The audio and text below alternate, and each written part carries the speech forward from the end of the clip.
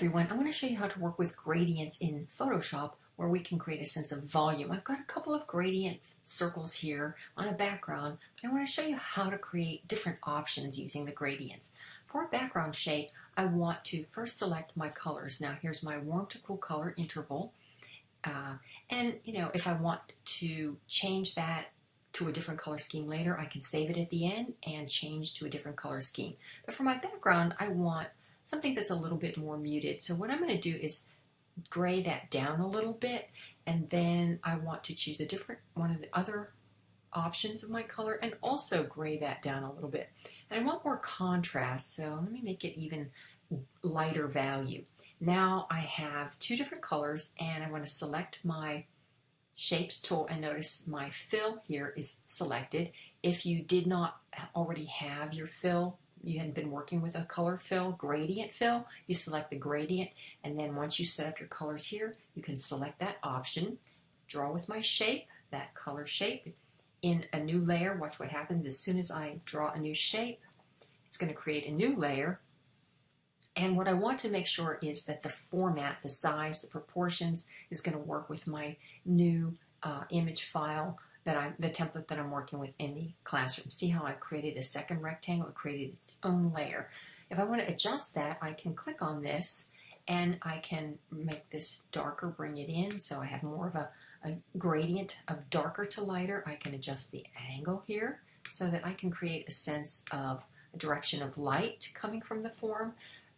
From a direction, and close my properties panel, and I'm going to work with that. Next up, let's select colors for our circles.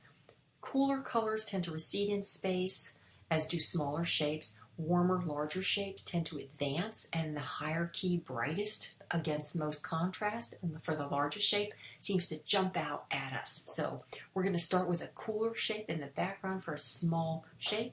And what I want to do, I'm going to use a transparent gradient for the first one, and I'll show you how. Here's my elliptical marquee tool hidden under the rectangular one. I want to draw a circle in the slider area because it's going to be a darker violet. Okay, I'm going to hold my shift key down and draw a circle. Add a new fill layer gradient to apply my color gradient. I don't need to change anything here. Say OK. And notice I've got a transparent gradient of my violet color. And I can change the angle to create an illusion of a direction of light on the form and say OK. I've got one circle. Now let's select some colors for the next circle. Okay, I've got that might be my darkest, and I want to push that to a warmer range. Draw a larger circle over the top. Again, layer, new fill layer, gradient, OK. And here, when I click this, there's my option. It's set up, and I like that solid. The transparent is kind of cool, but we want to make sure this feels like it's clearly in front. So I'm going to say OK to that solid shape. Select that. Click back here and watch what happens. I can adjust the angle. I can adjust some of these other options here. I'm going to leave it as is. Say OK. Let's select another brighter orange and a super bright orange. But say I want to make a really light glowing circle, I can decrease the saturation. I'm fine with that. It pushes the range. It's still within my color scheme. So I am going to have a brighter option. Draw another circle. Hold my shift key down. I'm going to show you how to create a radial.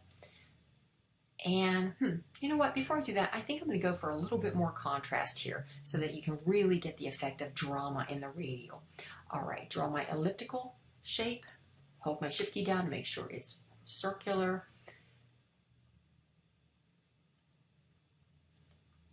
New fill layer, gradient, OK. Select my solid fill here. And notice it's really more dramatic. And watch what happens if I select a radial style. And notice, oh, my darker color's on top. So there it is too. It feels like it's a dark shape. I can click the reverse, and then I don't have to change anything. Now watch this cool trick. I can change the direction of the light by using my move tool to drag that shape. And I can also increase the scale if I want to make it feel warmer, a little bit brighter. Get careful not to do it too much so that really gets the feeling of contrast, but I definitely have that feeling of that gradient effect going on there, I can say okay. I can keep working with circles, gradients. With my move tool and my auto select, I can move the shapes around to create the compositional layout that I want, add some more circles to add a greater sense of depth, create a pattern of shapes, whatever I want to do. When I'm finished, I go into File, Save As, and that will make a copy. Give it a name, and then I will have my original save. I'm going to make sure I save my original, and then Save As to make a copy. That way I can change my color scheme to something else and redo my design by double-clicking on the shapes layer. Select my colors first, change them to a different color scheme, and I'm good to go. Hope that helped.